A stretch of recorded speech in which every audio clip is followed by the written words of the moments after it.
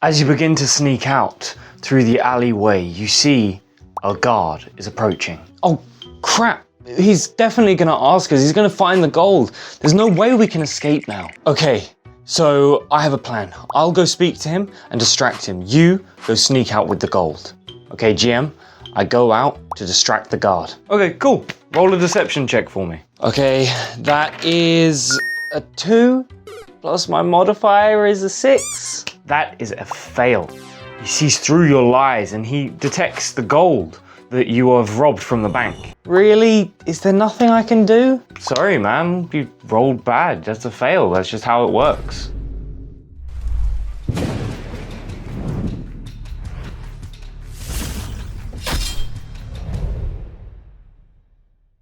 So before I get into this video on haggling, I'm gonna try and do a bit of haggling myself.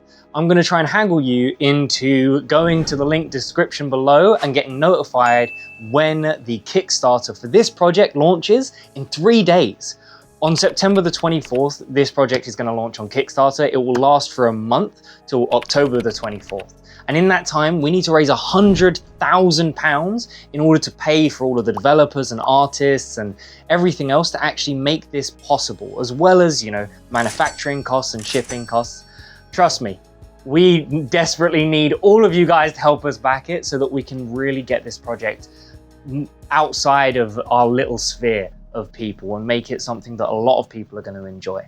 So when you're done with this video, go check that out in the description below and you'll get notified when it comes live. In D&D, a social role is pretty much handled like that. Just one roll and that's it. Boom, you're done. If you want to haggle, for example, you just roll and maybe the price goes down, maybe it doesn't. And I do understand that yes, you can have a conversation with the GM and roleplay and actually you yourself try and convince the GM themselves that you should succeed regardless of the role, but that doesn't mean that the mechanics of the game should abandon you. I mean, imagine for a second that every time you wanted to do an acrobatics check, you had to do a backflip in order to succeed. But the thing is, this is even worse than that, because not only does this mean that you have to then have your character rely on not their ability, not their in-game stats, but your real world ability to convince your GM or do the backflip. But even once you've done that, if you then roll and roll poorly, all that effort was just completely wasted. It was pointless. Pointless. Everything's pointless.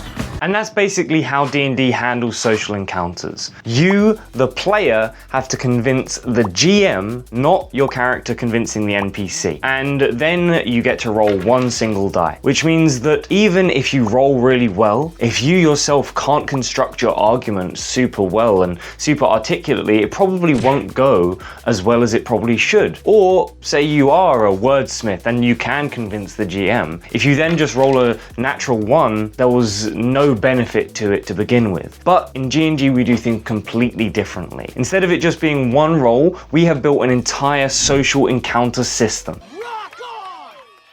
But don't worry, we haven't just copy and pasted combat and renamed a few things to theme it around social encounters. Instead of using things like HP and attack bonuses, we have goals. This is kind of similar to Powered by the Apocalypse clock system, if you've ever played with that. But if you haven't, don't worry, I'll explain it more in depth here. Basically, every time a social encounter starts, the GM then sets the goal for the NPCs and the players determine what their goal will be. The GM then sets the difficulty rating for each goal. They can be the same, but they actually can be different as well. This number is what amount they need to reach in order to achieve their goal. They both start at 0 points, and throughout the social encounter, by taking different actions, they can increase their own and decrease their opponents. Then whoever reaches their goal first wins. It's almost like an epic tug of war.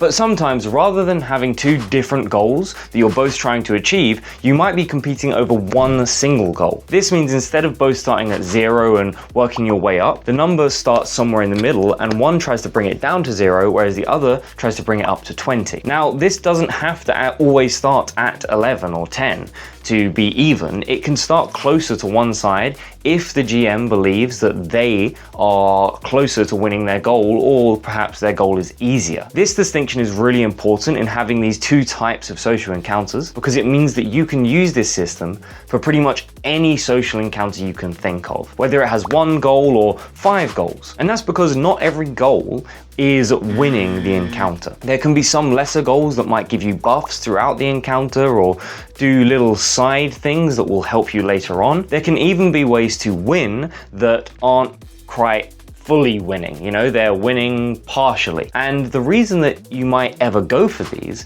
is because the goals is not everything to do with the social encounter. We also have timers. Timers are things that we use in lots of different systems throughout the game. That can be travel and exploration or social encounters like we're talking about now.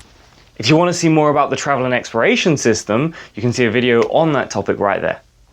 But in social encounters compared to travel and exploration, the timers are much shorter and much more specific. Usually they mean that one side, probably the GM, automatically wins the encounter when the timer ends, which obviously puts a lot more pressure on your players to think strategically, and maybe they can go for the big goal, or maybe they're going to be a bit more modest and think that's not achievable and they go for the smaller goal instead. But whichever tactic they choose, this just adds another layer, another dimension for them to think through and makes the game a lot more interesting. You also don't have to have timers for the automatic win. That might be the standard, but there can be other things that happen at the end of a timer that might change the dynamic of the encounter. This is something we use in combat encounters as well, you know?